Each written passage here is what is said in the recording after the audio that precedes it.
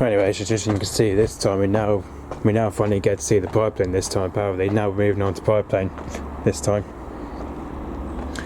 which just you can tell this time we now see a pipeline this time as we saw coming over anyway. So as you can see that was a Piper PA-28-180 Cherokee after it was.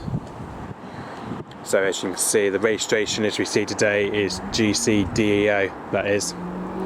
Obviously this is the plane that's based at Perranporth airfield apparently. This is the one that's based at Perranporth airfield apparently. Which obviously this is the plane that we haven't seen for a while apparently. Obviously it has been a while since we've ever saw that plane anyway.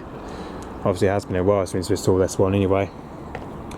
So yeah, if I go to plane fire, there he is. So as you can see this is the one that's operated by Perranporth Flying Club anyway. There he is. As you can see, it's going from not available to not available.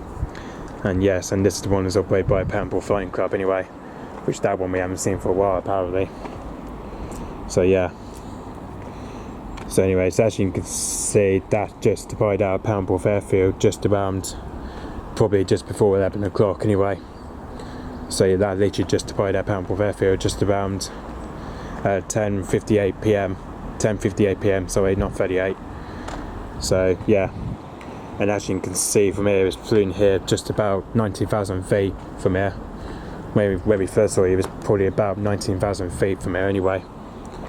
But to start with, he was about 2,000 feet. When we first saw it, it was about 2,000 feet. He was. So yeah. And then just from over there, it's just flown about 75,000 feet as it was passing towards my church town. So yeah. By the looks of it, it probably should be heading back to its base at Perranporth airfield very soon hopefully.